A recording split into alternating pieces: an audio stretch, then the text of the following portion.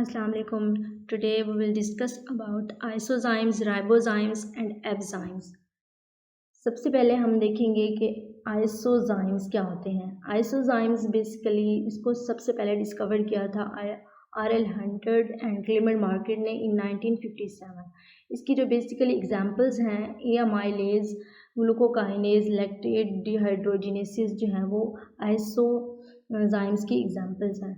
अब हम देखेंगे कि आइसोजाइम्स होते क्या हैं। आइसोजाइम्स को आइसोएंजाइम भी कहा जाता है, वो इसलिए क्योंकि एक अल्टरनेटिव फॉर्म होती है, मतलब सेम एंजाइम एक्टिविटी की तरह ये काम करते हैं, that exist in different proportion in different tissue के अंदर। उसके बाद है इसका दूसरा है वो फंक्शन देखेंगे। आइसोजाइम्स की फंक्शन क्या है। आइसोजाइम जो है वो अलाउ करते हैं डिफरेंशियल रेगुलेशंस, जैसे कि टिश्यू एक्सप्रेशन पैटर्न हो गया, सब सेलुलर लोकलाइजेशन और पोस्ट ट्रांजिशनल मॉडिफिकेशन करते हैं ताकि इनेबलिंग कर सकें न्यू बायोलॉजिकल फंक्शन को। उसके बाद हम देखेंगे कि आइसोजाइम्स बनते कैसे हैं। आइसोजाइम्स बेसिकली जो है वो जीन की डुप्लीकेशन से बनते हैं, मतलब जीन्स का डबल हो जाना, या फिर ये अराइज होते हैं हाइब्रिडाइजेशन से भी ये अराइज होते हैं। उसके बाद आइसोजाइम्स ये भी एंजाइम होते हैं, लेकिन इनके अंदर डिफरेंट अमाइनो एसिड सीक्वेंस होती है, मतलब इनके अंदर अमाइनो एसिड की सीक्वेंस डिफरेंट होती है, लेकिन कैटालाइज करते हैं सेम केमिकल रिएक्शंस को। आइसोजाइम्स usually have kinetic parameters and regulate differently, मतलब इनके अंदर डिफरेंट काइनेटिक पैरामीटर्स होते हैं और ये रेगुलेट करते हैं डिफरेंटली। उसके बाद हम देखेंगे आइसोजाइम्स की क्लासिफिकेशंस क्या होती हैं। आइसोजाइम्स को क्लासिफाइड किया जाता है प्राइमरी और सेकेंडरी टाइप्स में। जो प्राइमरी आइसोजाइम्स होते हैं वो बेसिकली डिफरेंट मॉलिक्यूल्स होते हैं प्रोड्यूस होते हैं फ्रॉम डिफरेंट जेनेटिक साइट से, और जो सेकेंडरी होते हैं वो रिजल्ट होते हैं from the secondary alternation in structure of single polypeptide species. उसके बाद हम देखेंगे दूसरा पॉइंट एब्जाइम्स। एब्जाइम्स क्या होते हैं। एब्जाइम्स को सबसे पहले डिस्कवर्ड किसने किया था। एब्जाइम्स जो है बेसिकली इसको फर्स्ट कहा जाता था ये क्या है, नेचुरल कैटालाइटिक एंटीबॉडी है। अब इसको नाम दिया जाता है ये क्या है, एब्जाइम्स है। अब एंटीबॉडी क्या होते हैं, मतलब एंटीबॉडी जो है बेसिकली ये वाई शेप्ड प्रोटीन होती हैं जो कि यूज्ड होते हैं हमारे इम्यून सिस्टम में टू आइडेंटिफाई एंड न्यूट्रलाइज करना फॉरिजन ऑब्जेक्ट्स को, जैसे कि पैथोजेनिक बैक्टीरिया हो गया, वायरसेस वगैरह के। उसके बाद हम देखेंगे कि हाइड्रोलाइज करते हैं किस चीज़ को, इंटेस्टेनियल वैजो एक्टिव पेप्टाइड को।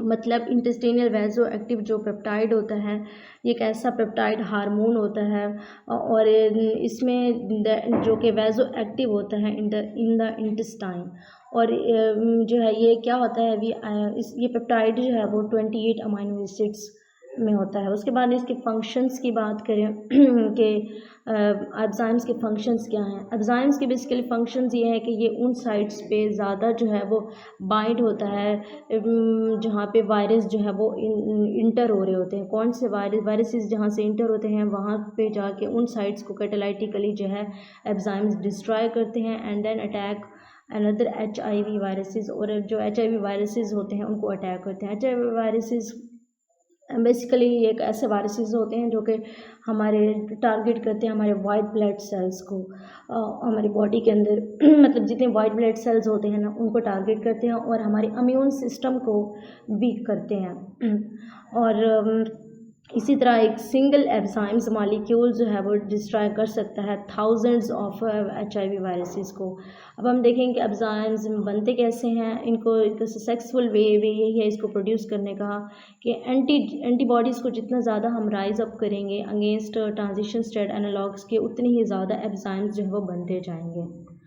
उसके बाद इसके सोर्सेज की बात करें तो इनके सोर्सेज क्या हैं। इसको आर्टिफिशियल कंस्ट्रक्ट भी किया जा सकता है, इसको ऑब्टेन किया जाता है ह्यूमन एंड एनिमल सीरम से भी, फाउंड इन ह्यूमन, मतलब ये नॉर्मल जो ह्यूमन्स होते हैं इनके अंदर जो इल पेशेंट होते हैं विद ऑटोइम्यून डिजीज़। अब ऑटोइम्यून डिजीज़ क्या होती है बेसिकली, मतलब ये एक तब आती है जब हमारा नेचुरल जो डिफेंस सिस्टम होता है ना वो मतलब डिफ्रेंशिएट नहीं कर पा रहा होता हमारे अपने सेल्स में और जो फॉरिजन सेल्स हैं उनके दरमियान, और सम टाइम ये होता है कि हमारे जो मिस्टेकनली हमारे जो नॉर्मल सेल्स होते हैं वो क्या हो जाते हैं, अटैक हो जाते हैं, मतलब उन पे अटैक कर जाते हैं, अटैक होते हैं। और इसके जो है वो 80 टाइप्स के जो है वो ऑटो इम्यून डिजीज़ जो है वो मौजूद हैं, प्रेजेंट है।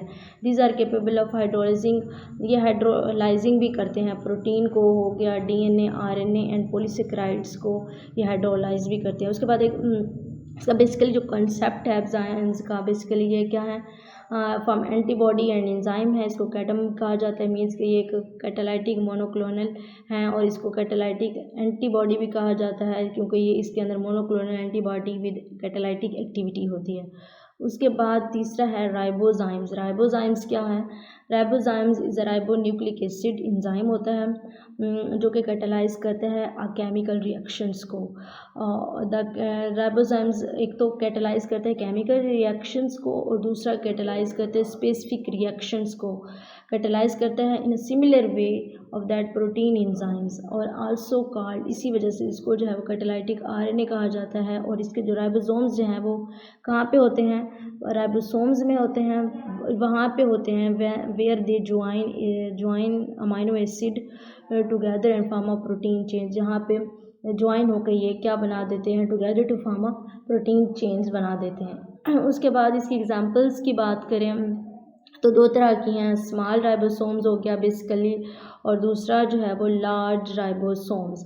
सबसे पहले जो स्मॉल राइबोसोम्स है बेसिकली वो ये होता है जिसमें हैमर हेड हो गए, हेयर पिन और ये सारे जो है वो वर्कलाई का स्मॉल राइबोसोम्स की तरह होता है। और लार्ज जो है वो इसमें 3000 न्यूक्लियोटाइड होते हैं, can generate a reaction product from 3 hydroxyl to 5 phosphate group होते हैं।